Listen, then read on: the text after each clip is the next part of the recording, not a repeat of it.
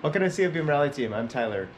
This car I'm working on today does not have seal beams. It's my 2001 Honda Insight.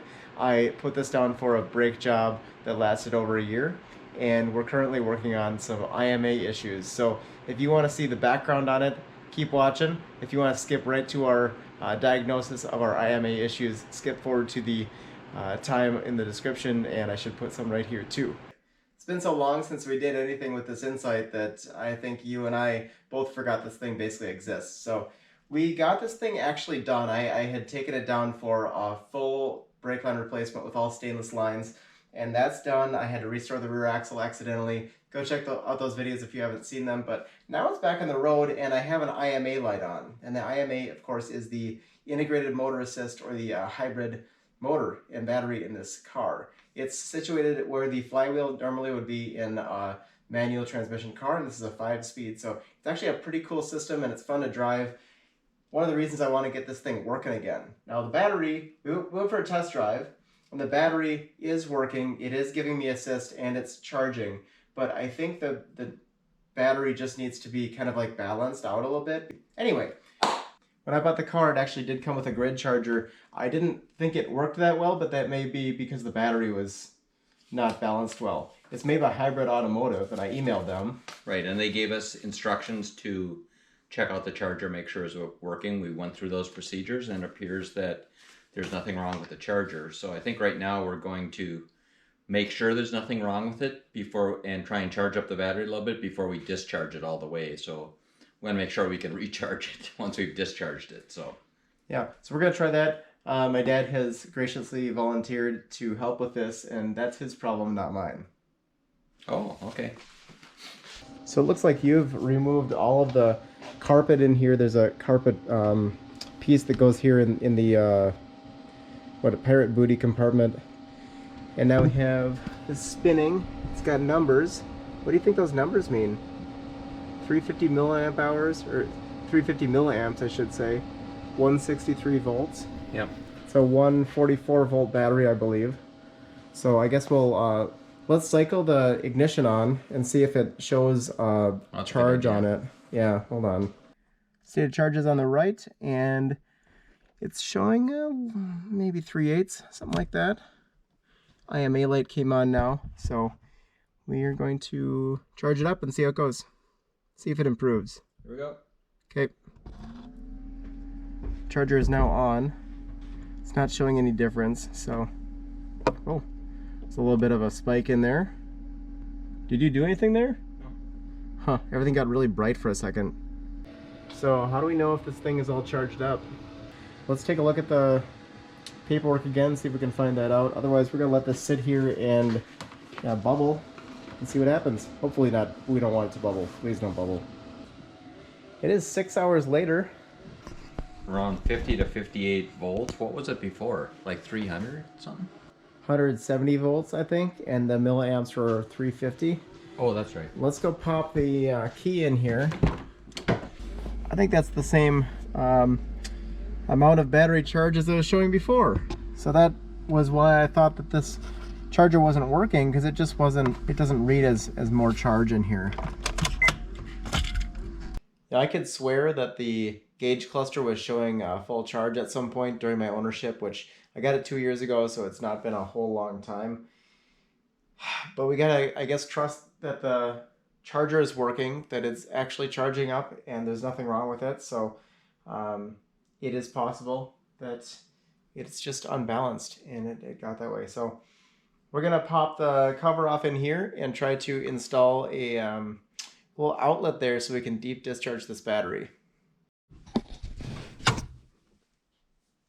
So you gotta take this little clip off, and then we're gonna turn the battery off.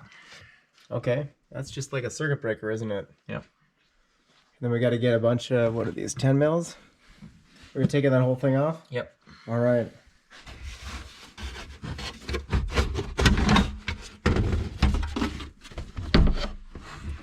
You can take it, or lift your end.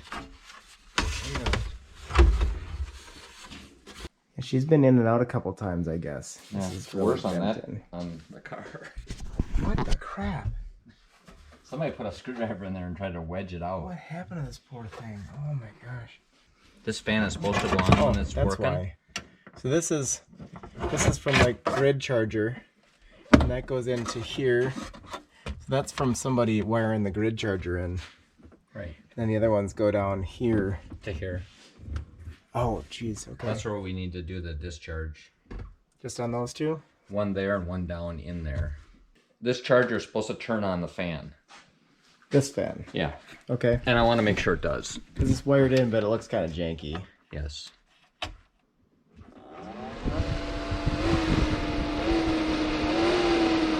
It's on. So to unhook the battery, you switch this to off, and then unplug this gray connector. And then we have the positive here. So we have the negative here. And then this is the charger cord in this end. We'll plug this in.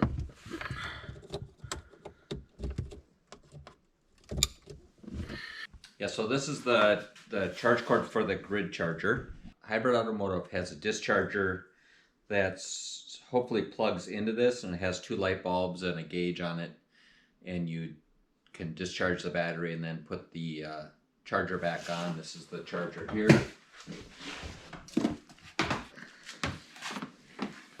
What have we learned? Well, there is a procedure for putting the charger on the car.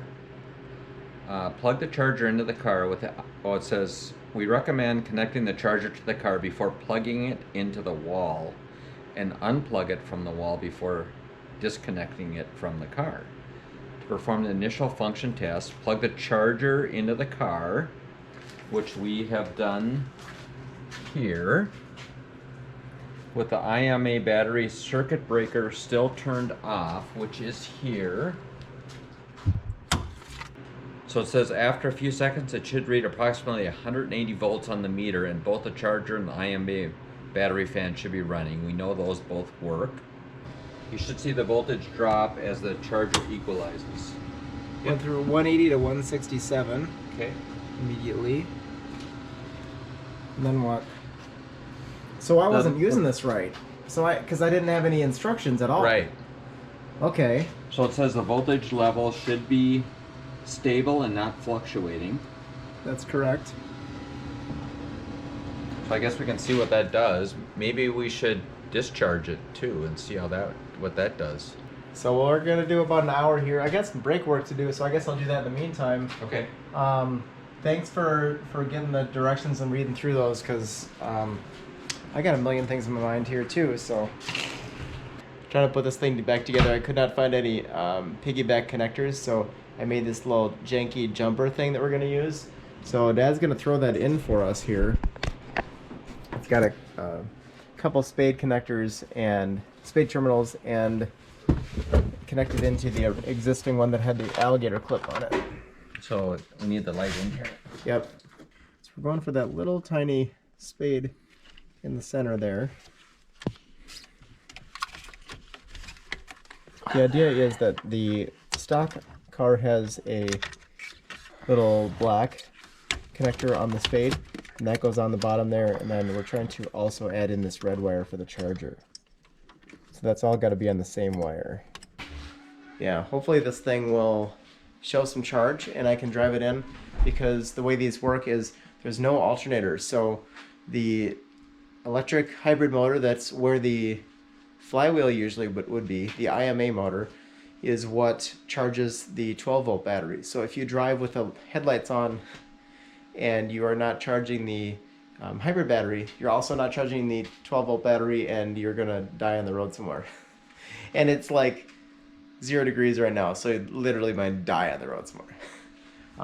But hopefully we'll get that going on. I'm going to check it out later. We'll see if it has 14 volts, if it's charging when it's running, and if so, then I can drive this to the meeting and actually have a car again. It's been a winter and another winter and a half. Or no, 1.5 winters. It's been 1.5 winters since I've had a car to drive in the winter, so be nice. Alright, it's been what, 45 minutes probably? Yeah, an hour maybe. I don't know. So this is at 177. It has slowly risen. one volt at a time from 168 to 177, which I don't know. The amps have stayed the same, so I think it's working properly. We're going to unplug this and then plug in this discharger unit, which is pretty sweet. That is Honda approved Japanese pine. Now the charger I have is from Hybrid Automotive, and this is also a discharger from Hybrid Automotive. So they give you a compatible plug here. The plug goes into the existing charger plug. Very convenient. I personally think this charger is grossly overpriced, but I like the convenience of being able to just plug it in and go. So what happens there? We just Well, I think when you flip it, it'll register if you have power in there. I can get it if you want. Okay, yeah, I can't reach it. Put the light here. Oh, geez. Oh wow, she's she's got some voltage now. That's awesome. So what does it say? 195? Yeah. So this is how we're gonna discharge it. Now, if you want to shut that off real quick, I want to check the ignition, see if it shows that it has power as well. Turn the battery on. Yeah.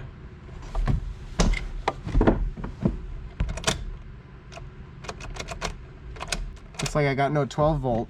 It says power on, but it's not charging. What the heck? I don't see anything that's blowing in the fuse box. That's a new battery, isn't it? No. But it tested fine. It started the car before. Sat around for a week and the cold started before, so. We're thinking maybe the hatch being open with the light in the hatch deep discharged the battery, because it was showing like 2 volts, I think. So we're getting it hooked up to the truck battery, and hopefully we're gonna have some life now. We got a dinging. And no IMA.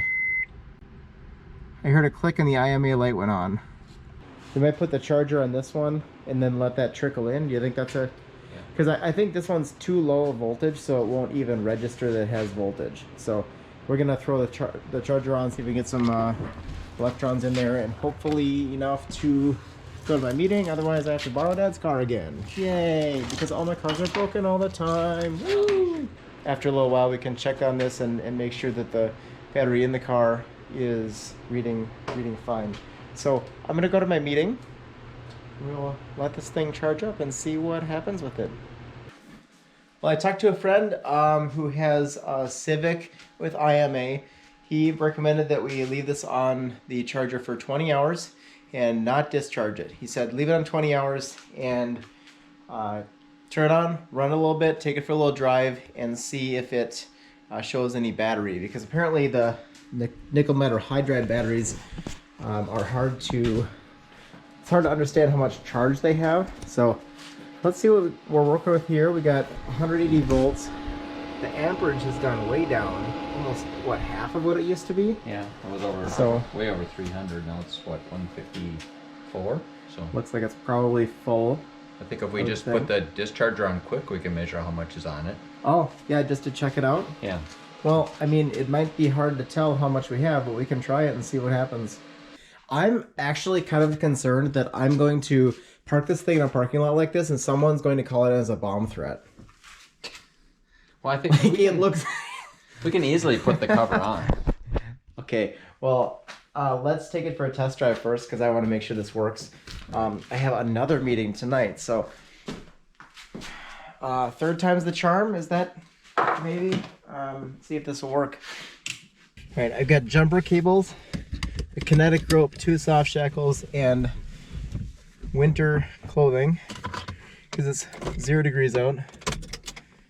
What I was told is it might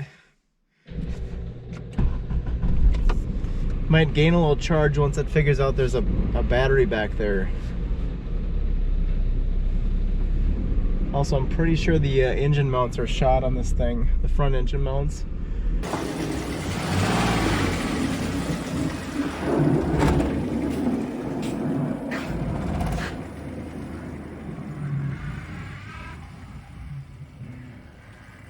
I really enjoy driving this car, but It's not too fun to drive when there's no assist, because that's kind of what makes it fun, aside from being tiny and stick shift and all that. So I'm gonna do a little quick loop here. We'll see if this thing gains any power. We got a check engine light, we got a maintenance required light, and we got an IMA light. There is nothing on the battery meter. So, whee!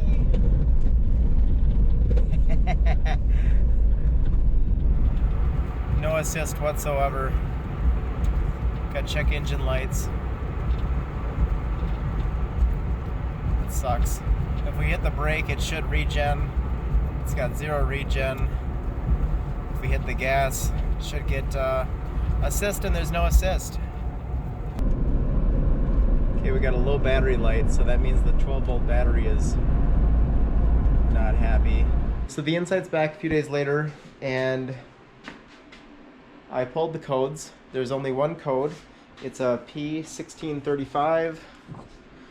Looking in the manual here, P1635.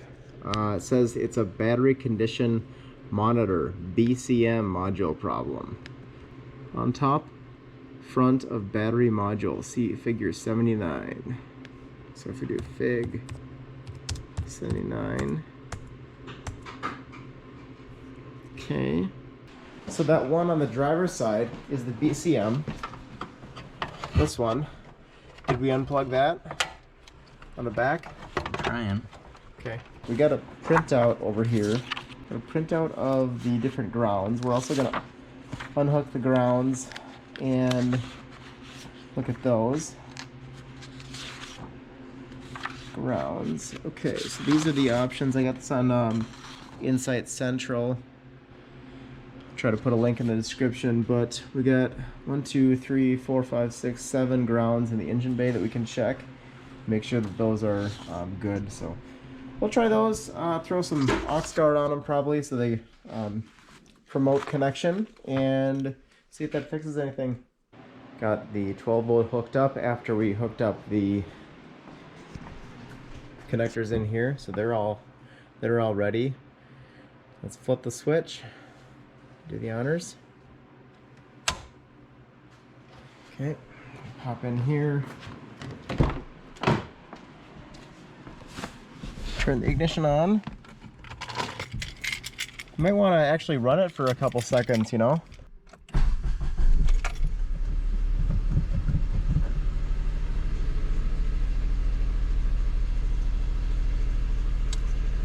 Same thing.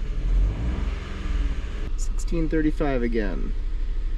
Some of these have multiple codes that you can, it'll like flash a different number of times, I guess, for you, but looks like 1635 is only one option. It's got to be the BCM. So we'll see if we can diagnose the BCM somehow, see what's going on with that.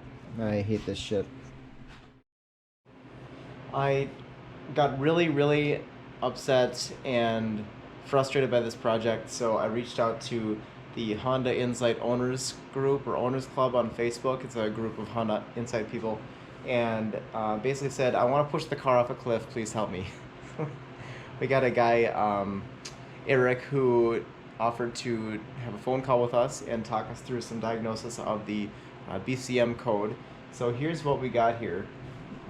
Thank you, Eric, for talking to us. He's actually from EV Power's hybrid battery service and repair. We'll put his link in the description. So here's our plug on the BCM. You can see it has about 1 billion connectors in it. And here's our diagram. I don't know why we didn't just bring the printed one out, but we can use this.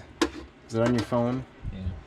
Okay, so we're going to match up this to this and identify the connectors here. So the deal here is we have the battery has, as I understand, 20 sticks of D-cell batteries. Each stick of batteries has a bunch of basically D-cell nickel metal hydride batteries in it. We have 20 sticks of them, which are each a collection of D-cells. And the computer can sense every pair of sticks. So we're going to test every pair of sticks to make sure that the voltage is consistent between the pairs. They didn't want to put 20 sensors in, they just put 10, so we can narrow it down to every pair of sticks. So we're going to go through here, back probe the pins one to the next, and then we're going to write down our voltages here, and we'll see if any ones of them stand out. 16.2. Okay. He said they should be above 14. Okay.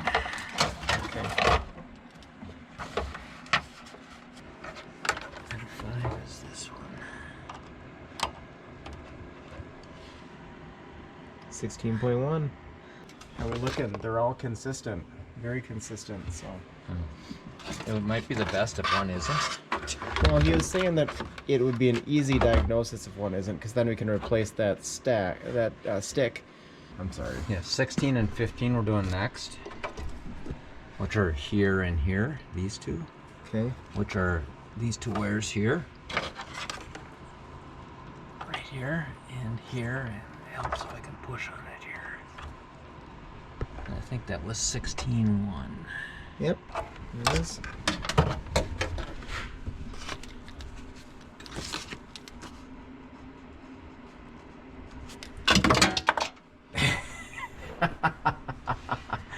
Nice, we lost a pen. So we actually got between 16.2 and 15.9 for all of them. All right, today we're gonna start a deep discharge on the battery. So we have our hybrid automotive discharger here. We're gonna plug in. Gonna turn on our voltmeter to DC volts. It's measuring about 164 volts right now. We're gonna screw in a 75 watt bulb.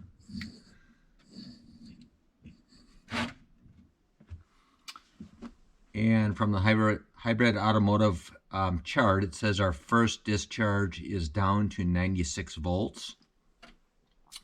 The instructions say when the voltmeter gets down to 100 volts, we're supposed to switch to a max 25 amp bulb. So we'll watch the gauge, and when it gets down near 100, we'll switch bulbs.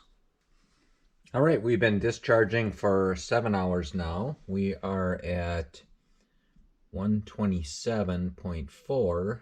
I did reread the instructions, and it says it's supposed to drop slower in the middle, which it has done, and it seems like it's maybe starting to pick up a little bit now. So we'll have to keep an eye on it a little closer now. Dad was kind enough while he's off work this week to try to discharge this battery, and it's going, you said 8 hours? Yep, it's down to about 119. So we figured we were supposed to load test this thing. Our hybrid expert, Eric Powers, recommended that we, now that we've done the static test with it charged up, now we can take those numbers and plug a load into it for a certain amount of time for everything. So it's not getting load on one stick and not the other. But take the load off at some point, kind of record how long that is, and then we can retest the cells and see if any of them get more out of balance as they discharge. So we are going to do this whole chart thing again with our multimeter, and we will see if anything changes.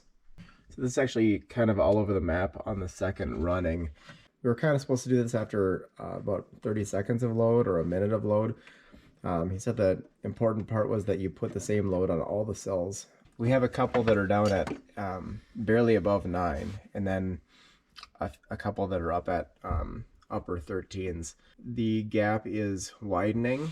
It's interesting that both that are 15.9 before are the lowest now too. Oh, like they're not exercising fully. All right, well, we're gonna keep the discharge going, see if we can go through the full 3-cycle discharge. It's a discharge, recharge, discharge, recharge, discharge, recharge. It might help something, but I guess probably not. Yay, hybrids.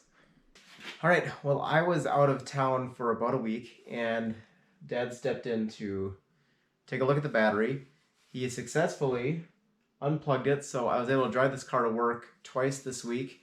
And I know that it will charge the starting battery and drive around. So we're gonna, I think, show you how to unplug the battery here if you're trying to drive yours without the hybrid battery for a temporary period.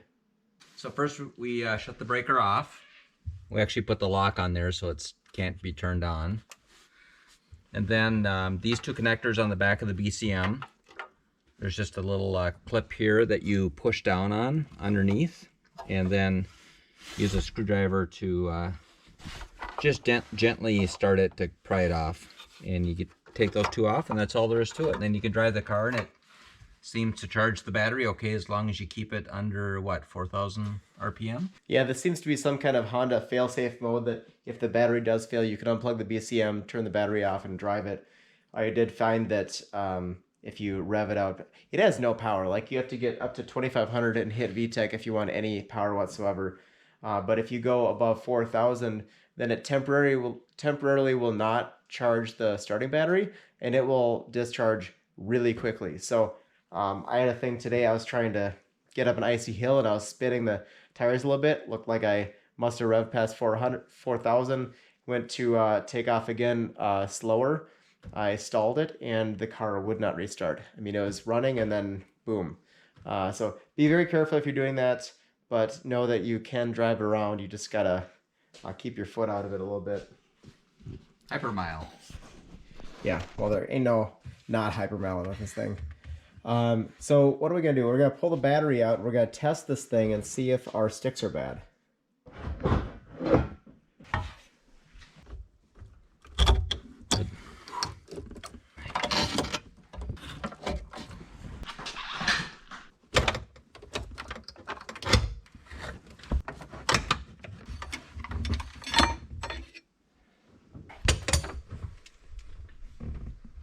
Jeez.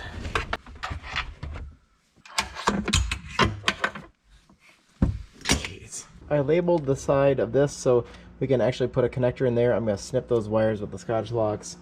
This little connector needs to be taken out, and this is clipped onto this little bracket. So you kind of, oh, that does! So you have to take it off the bracket first. Okay, that little tab will do it.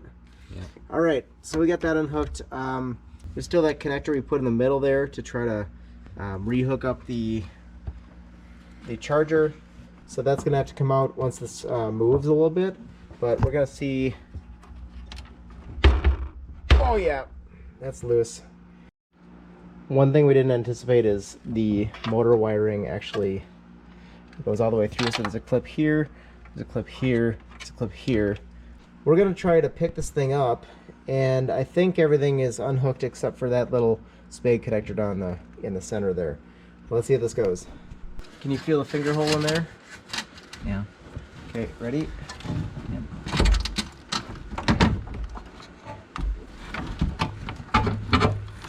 Okay. You see this orange thing that's sticking? Get that ground. This? Nope, the small one. This one? Yes, there. Get that off. And then we gotta get the clip out.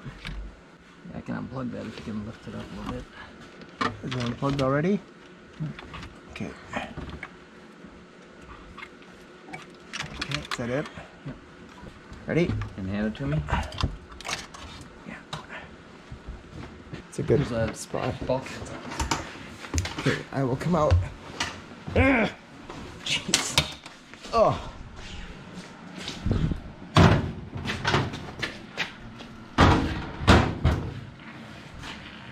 Oh. We forgot to unhook this guy. That's another one of those little clips and a 10 mil bolt. And that connects over to the converter, I think. Yeah, grounds out on the DC converter. Anyway, this is out, so we can go in here and learn how to test those sticks. All right, so I want to see, we unplugged the BCM already and we had the battery turned off already, so theoretically this thing should still drive. Let's go in and crank it and see what happens.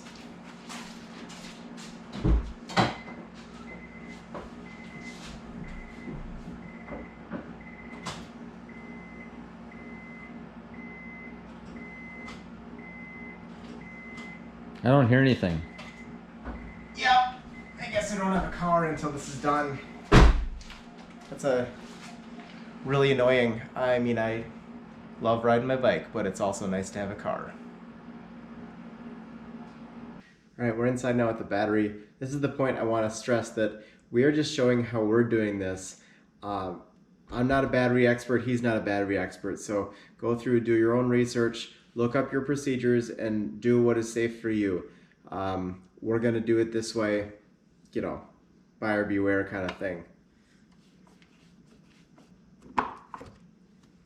All right, so we have our contacts from our battery sticks. So I guess the batteries are composed of basically a bunch of D-cell batteries connected into a line of them, and it's a stick. And we have, was it 20 sticks? Now that we got this side off, we're gonna pull the other side off and we can test from one side to the other. How's that? That'll work. On the bottom. There's a plug here, and there's 3 over here. And that's where the connection from the battery gets out to this pack. So we gotta take those bolts off.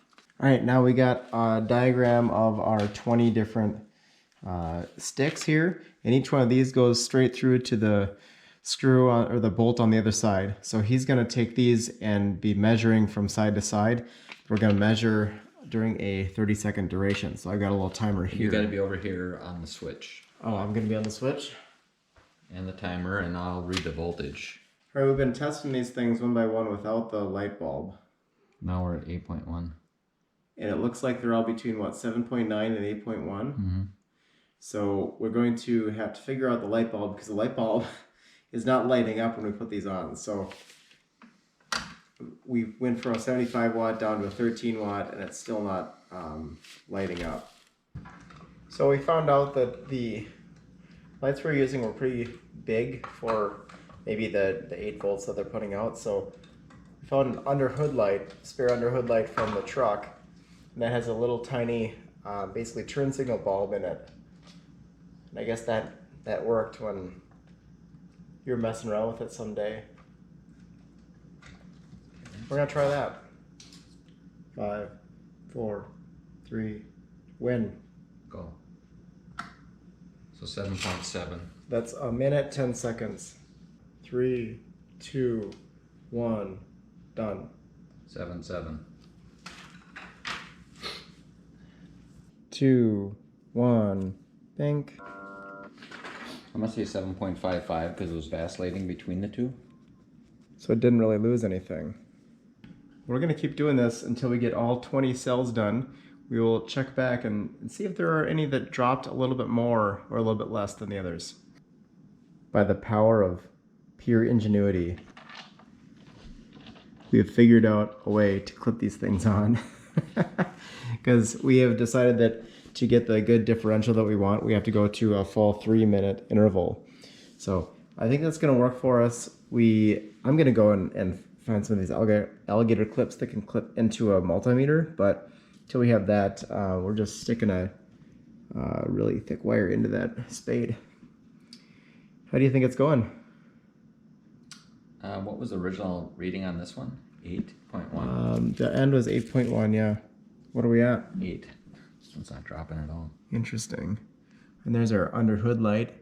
And that's mounted under the hood of a GMT 400, and that you can like kind of pull it out and look around, right? With the little magnet. It's got a magnet on the back. You can stick it on the hood. It's pretty handy, and this one for some reason broke and you had to get a spare one. Well, I thought it was the light, but it wasn't the light, it was the lead. Oh, there you go. So now we have a spare light. I want to mount that on our mouse or something. That'd be sweet. Anyway, we're gonna let this thing cook. We got a minute and a half left on this one. It's gonna take about an hour to do all 20 of these things. So we got a lot of time to sit here and think about our decisions in life. Took about an hour, I think. We did the first 3 minutes at 10 watts. The light bulb was 10 watts.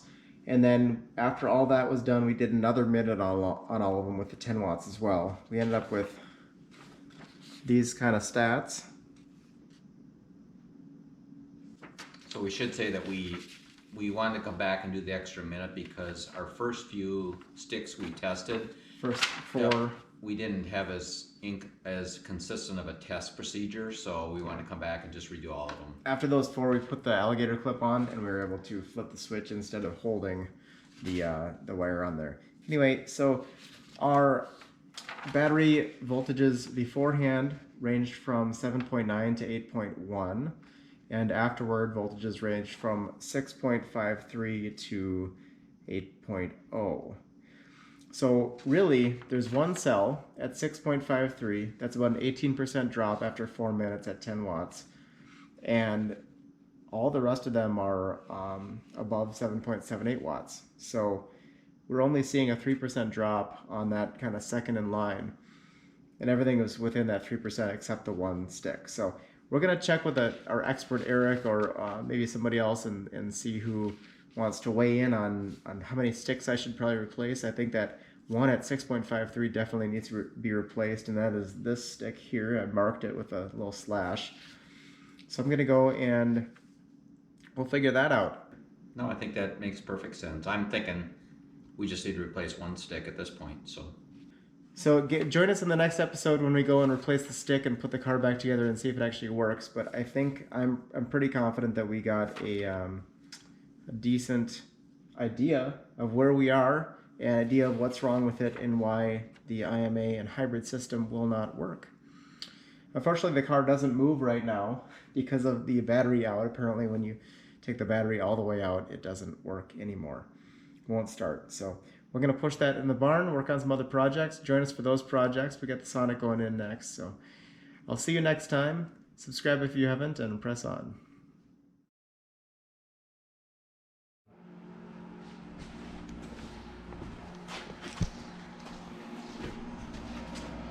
Dad, you didn't record any of that.